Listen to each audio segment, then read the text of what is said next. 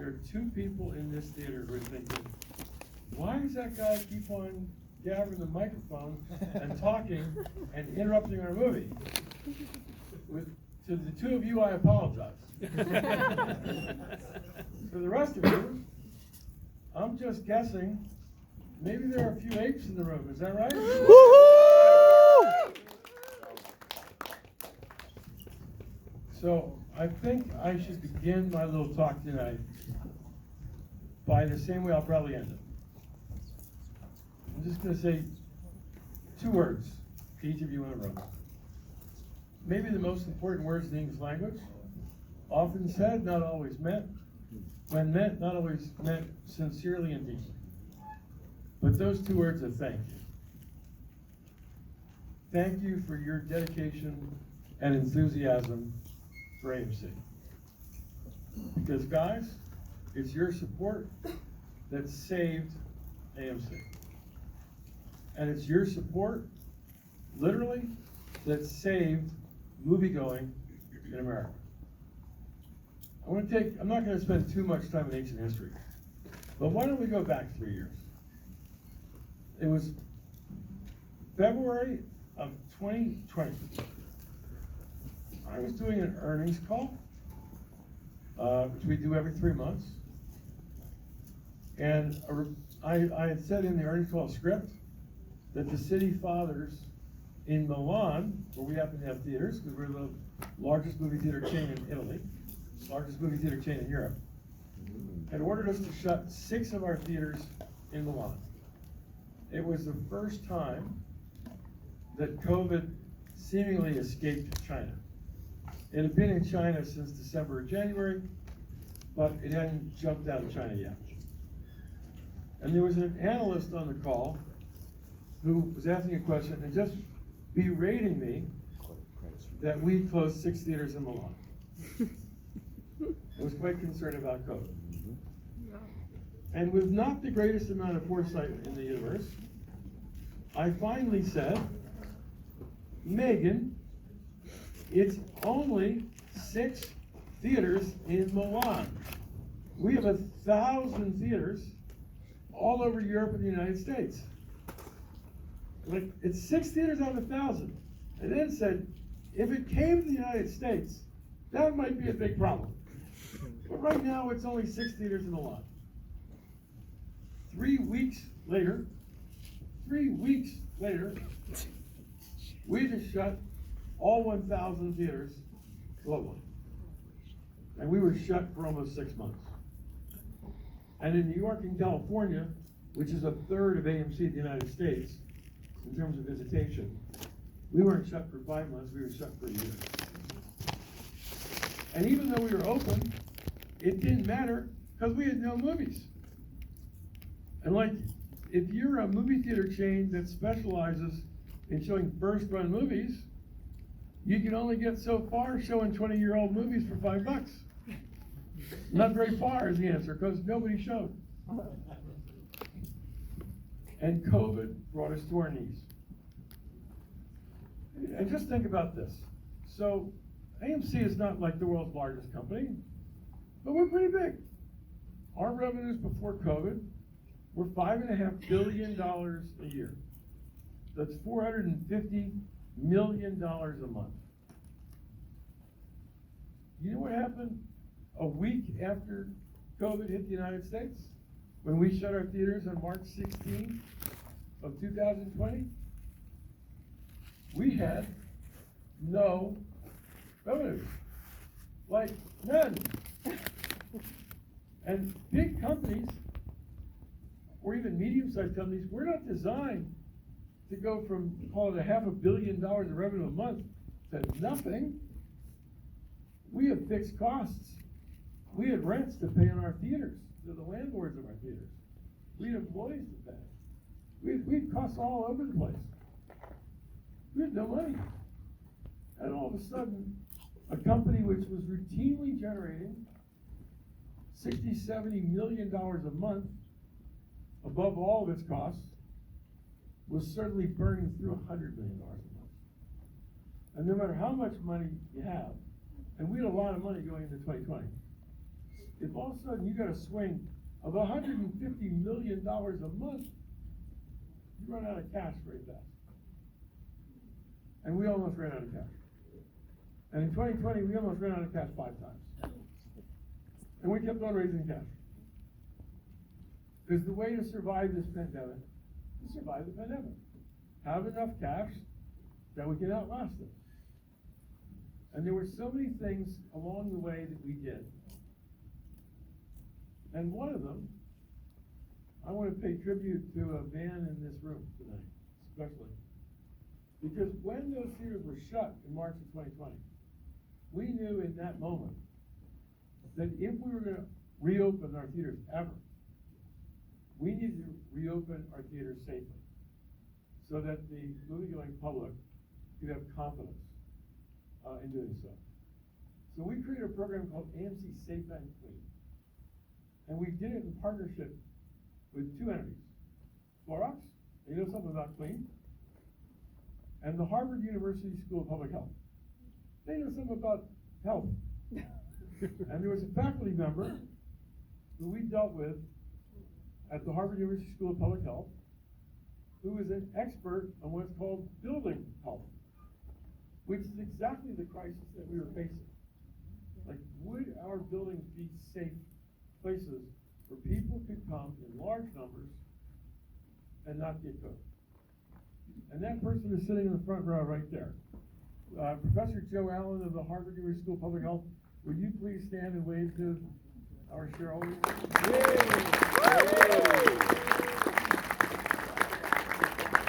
Joe and his team of experts literally designed the protocols that AMC implemented to reopen. And to my knowledge, since we reopened, we've had several 100 million guests, and we're not aware of a single documented case of COVID being spread at our theaters. And to that, Joe, AMC is very grateful. Thanks for being here tonight.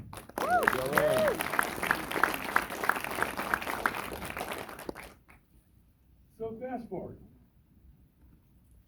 It's December of 2020. We'd survived a few brushes with death, corporately that is, because we were almost running out of cash, but we kept on pulling the Houdini Act and kept on raising money. And in the 3rd week of January of 2021, we announced that we had raised $1.2 billion in cash in December and January. And that made us think that we could last all the way till July of 2021 without running out of movies. We did that on a Monday. It was January 25th of 2021. I remember like it was yesterday. I personally wrote the quote for the press release that said, "Bankruptcy is off the table for now." The next night, literally the next night, by the way, pretty good. So our stock was trading at $3 a share before that press release. The end of the day, it was trading at $5 a share. That's not much, but $2 on 3, that's a 66% increase in one day. That's pretty good. The next day, Tuesday night, the apes arrived. And I know this for a fact because our stock closed on the Tuesday, January 26th. If you don't believe it, go check the records. I promise you I'm right. Stock closed around $5 a share. The next day, this is Wednesday, January 27th, our stock closed at $20 a share.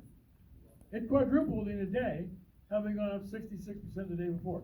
And that's because you all arrived. And there were like these boards on Reddit and Wall Street bets and like, AMC is the next GameStop, and here we go. On that Wednesday, and a lot of you were also convinced there's market manipulation and synthetic shorts and fake this and all sorts of awful stuff. And sometimes maybe you're right, and sometimes maybe you're wrong, and nobody always knows. But we do know is what happened. So at that point, AMC had just right around 105 million shares outstanding. And that's the total.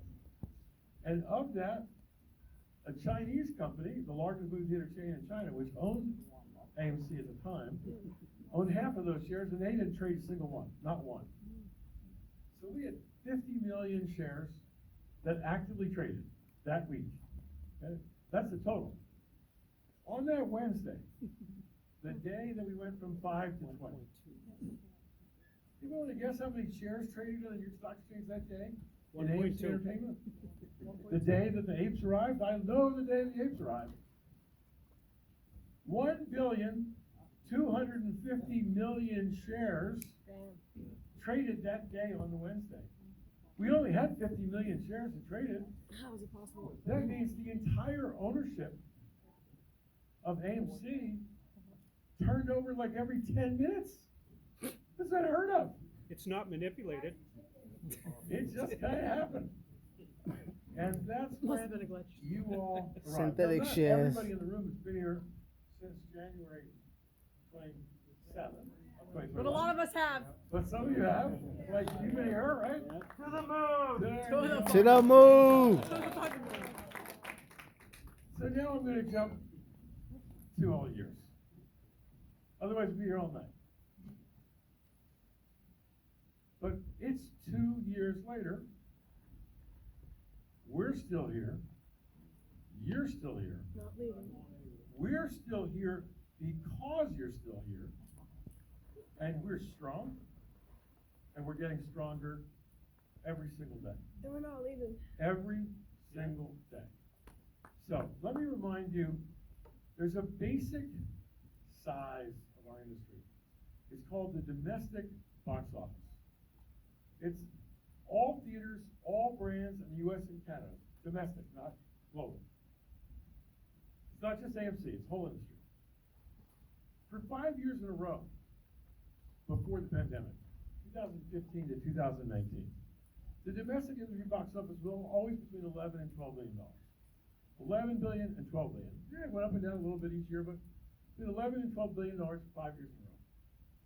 First year of COVID, $2 billion. That was 2020. Down 85%. Disaster. Industry in chaos. The next year, 2021, it got better. $4.5 billion. More than double. But $4.5 billion is a lot less than 11.5. Last year, 2022, $7.5 billion. A lot more than $4.5 billion. Still a lot less than $11.5 billion. This year, we're hopeful that'll be somewhere between $9 and $10 billion. We don't know till the end of the year, but that's our best guess based on knowing what movies are coming. And there are a lot of big movies coming. And like you saw Oppenheimer, the story of the nuclear bomb, amazing. Indiana Jones, go back and look at Indiana Jones movies. They're pretty popular movies. I think we're going to get a Star Wars at the end of the year. It's not going to be a big year. The industry is on its way back up. And the numbers that I'm sharing with you are all public numbers, so I'm not getting anybody in trouble, including especially myself, by giving you confidential information, which will get us all in a lot of trouble. But if you look at the industry box office for the first quarter, January, February, March, that's now behind us. These are public numbers. There's a website called boxofficemojo.com that publishes these numbers every day. The box office in the first quarter, Jan and March, was up 28% over the first quarter in 2022, year over year. That's really good news for us. And so, as I look at AMC, there are 2 things that I think we really need to make sure that we survive COVID, other than Joe having kept the theater safe. And I haven't kept the theaters clean. We need to recover. We need for the box office to continue to grow. We want to see this box office get back to $10, $11 billion like it did before COVID. Because ultimately, that's the issue. And if any of you want to know why the stock has sort of gone into a tank over the last year, honest to God, It's not because of all the theories that you see on Twitter. It really isn't. It's because the industry recovery has been so slow. We're 3 years into this pandemic. And the movie industry is still down a third below 2019 levels. That's the last year, 2022 numbers. That's why we've been hurt. So the first thing that we need is to see the industry revenues come back so that our profitability can come back. And that's really important. There's a second reason. And I've been on a crusade on this subject since the middle of 2021. And finally, with this shareholder vote that we had just a few weeks ago, it looks like I convinced most of you to take this path. There's a second thing that we needed to be strong. Many of you hate short sellers. So do I. Because they're betting against me. I don't like that. And I own a lot of stock, like you own stock. And I don't want it to go down, I want it to go up. And the short sellers are betting that it's going to continue to go down. But there's only one thing that defeats short selling. And it's not begging the SEC to regulate the stock market differently. There's only one thing that beats short sellers. Remember, short sellers are betting against the company's success. That's what that means. They benefit when the stock price goes down. People who own the stock long, they benefit when the stock price goes up. The only way to beat the short sellers is to destroy the short thesis. The only way to destroy the short thesis is to have a successful company. That's when the short sellers have to run away and hide or disappear. That's when they have to cover.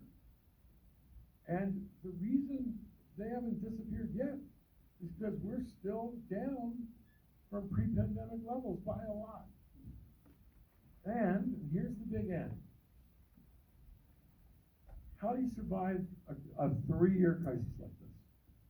The answer is you have a ton of cash in the bank. I mean a ton of cash. Because if you don't, at some point you run out of cash. And when you run out of cash, you go bankrupt. And when you go bankrupt, that's the ultimate short seller thesis. But if you have enough cash, you don't. And you can outlast the pandemic. And the reason I know this to be true, because in 2021, we raised almost $2.5 billion of cash by selling stock. And when we did that, by the way, we were diluting the stock as we did that, and guess what happened? The stock price went from 2 to 72, as we were diluting the shares, but we were putting so much cash in the bank that we just couldn't die. And we were destroying the short thesis. You may recall that in the summer of 2021, I asked the shareholders, we want to sell more stock. And we could not get a yes vote. So we pulled the ballot initiative, so we couldn't get a yes vote. And when we stopped issuing more shares, the stock price started to fall. Because the short sellers had a thesis again. Their thesis was, hey, AMC's going to run out of cash. They can't raise any more debt because we were all maxed out in debt. And they can't raise any more equity because the shareholders haven't given them more shares to sell. They're going to run out of cash. They're going to die. And the reason they thought that is because the second largest movie theater chain in the world, called Cineworld in Europe and Regal here in the United States, owned the same company, guess what they did in September of 22, like 6 months ago? They ran out of cash. And they filed for bankruptcy. And the same time they ran out of cash, they had no cash. Like they had $4 million of cash when they filed for bankruptcy. For a big company, $4 million of cash like a minute of cash. It's hard to run a company this size for under $100 million. The same time they ran out of cash, AMC had $900 million of cash. And with this shareholder vote, that you just approved by a margin of 88-12 in this March 14 vote. You gave us the ability again to raise cash. And it's actually why I'm so incredibly confident that AMC's future is bright. Because no matter what the world throws us, no matter whether the movie theater scene comes back in 23, or not until 24, or not until 25, God forbid, we will be able to raise enough cash that we can outlast it. And that's the significance of what you did in your vote a couple of weeks ago. Third, we need two things, not just to survive, but to prosper and thrive again. First is we need recovery in the box office. But you saw these films that are coming. I just told you, box office in the first quarter up 28%. Super Mario Brothers grossed over $200 million in 5 days.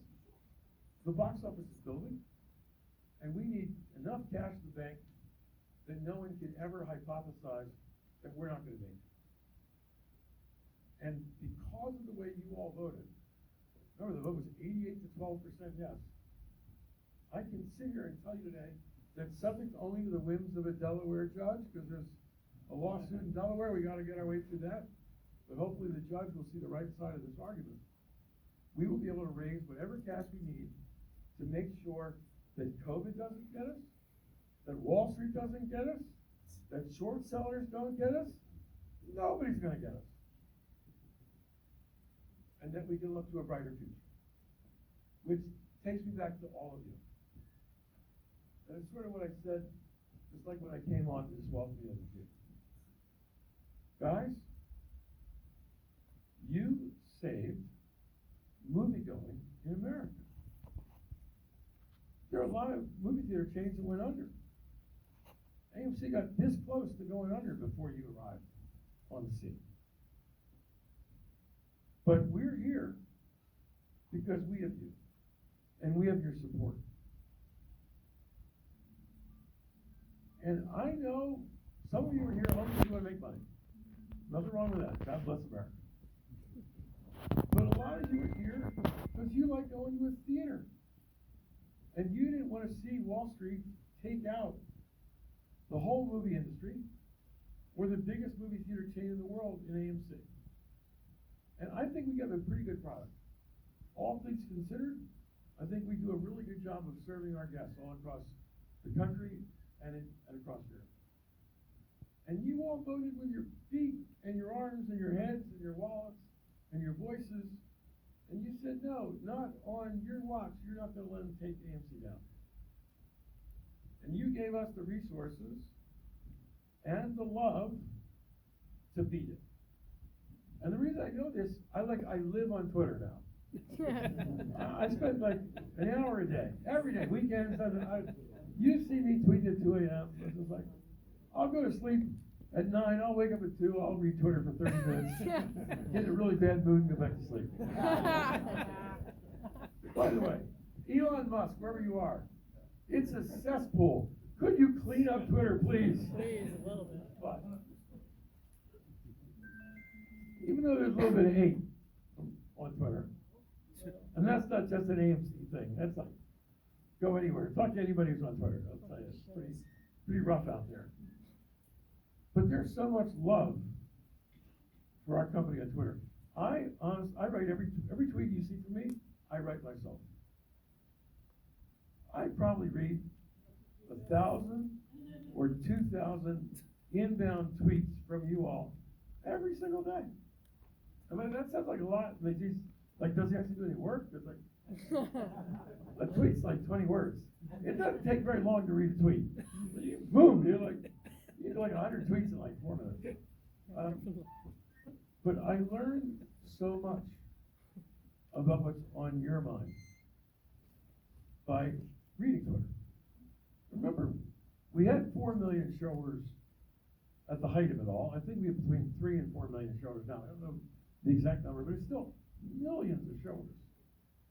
And like, a lot of you talk about AMC a lot on Twitter. It's like incredible. It's like incredible how much commentary I see on Twitter about our company. And it reminds me every single day, it's because it's your company. You own it. It's yours. We are you. I work for you. And your passion for this company is why we can continue to serve the American public so well. And I'm going to leave you with kind of this thought. Prior to the pandemic, it's like we're on our way back, right? 2 to 4.5 to 7.5 to maybe 9.5, whatever it's going to be this year. We're on our way back. Second only to going to a restaurant. Going to a movie theater is the second most popular out-of-home experience in the entire United States. In 2019, our industry, not just AMC, but the whole industry, sold 1 billion movie tickets. You want to know how many tickets that is? I talked about sports before, right? Like Boston's a sports crazy town, the country's a sports crazy country. Let's take the entire attendance of the entire NBA. All 30 teams, all 82 games, all season long, every team, every stadium, every game.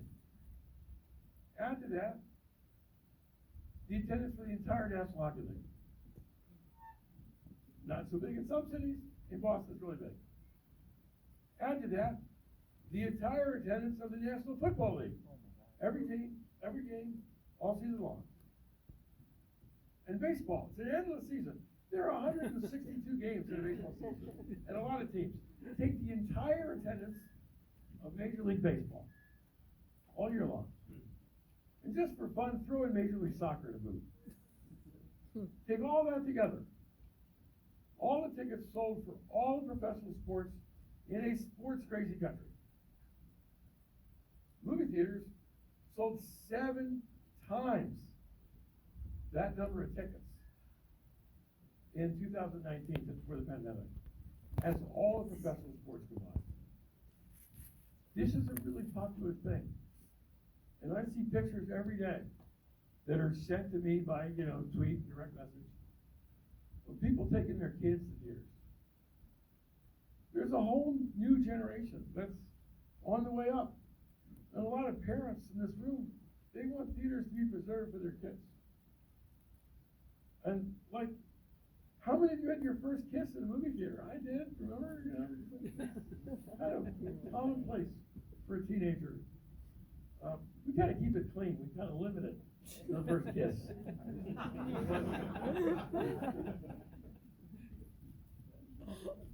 But by the way, this is a true thing. There's some people in row 1. Do you know that we never sell tickets in row 1? Ever. Ever. It could be Star Wars. It could be Avatar. We can never sell a ticket in row 1. You want to be right up here in front, right next to me. I know. But to me. You're the only one. I'm telling you, nobody sits in row 1. So there were a lot of debate speaking about what we should do in row 1. And somebody said, let's rip out row 1. And I said, that's a terrible idea. Who knows why ripping out row 1 would be an awful idea? Because row 2 would become row 1, and then no one would ever buy a ticket in row 2. So the latest idea, they're experimenting with this in Europe right now. And they want to put day beds in row 1. So you could literally lie down, use a blanket, stare at the screen. I'm thinking, oh my God, what are those teenagers doing? Yeah, right. Yeah. Maybe that's not such a good idea. Losing the opportunity. But we'll try it in one town and see what happens. All right. Anyway, seriously, movies have a future because they're theaters. Theaters have a future because the largest movie theater chain in the world, AMC, is strong, healthy, and on a course for recovery. And AMC is the future because we are. So I just want to end this little chat tonight by saying thank you. It's how I started. It's how I want to end. You should be so proud of yourselves. You backed a good company at AMC. But you are singularly responsible. you and your 3.5 million brothers and sisters out there. Or I don't know, what's a brother and sister in the gorilla world? I know the king of the gorillas is a silverback, because that's what. That's I you. don't know what a brother and sister in gorillas are, but I think it's a pack of gorillas. They call it a pack of gorillas. Anyway, we're all gonna make it because of you, and that's a noble thing. And moviegoing in America has been really big for 100 years plus. It'll be big in America for another 100 years. And it's all because of you. So with that, we're about to watch Air together, the story of Nike and a very young Michael Jordan, before Michael Jordan was Michael Jordan. And I guess in Boston, home of these proud Celtics fans, who are convinced you're going to take out my Sixers. I guess, I don't know if we're supposed to like Michael Jordan or not, but he's only the greatest player in the history of the NBA. And everything I've heard is a wonderful movie. But I want to just remind everybody, after it's over, I'm going to go out there. We'll talk up a storm, pictures, autographs, whatever you want. I got a lot of stamina, even at my advanced age, so I will try to outlast you all. I may not do a lot of interviews if some of you are hoping to record me. It's going to be a long night. There are a couple hundred people here. We're going to get late. But I'll chat with everybody. I'm really looking forward to it. I'm really looking forward to you. There's only one rule out there. And some of you are going to break this rule. If you do, I'm going to correct you. Just let you know, okay? Some of you are going to call me Mr. Aron. Makes me feel very old. My first name is Adam. And because you saved AMC, I'd be honored if you called me by my first name instead of Mr. Aron. So with that, sit back, relax, enjoy the show. Let's all watch the movie Air. Caitlin, cue the movie. I'll see you after.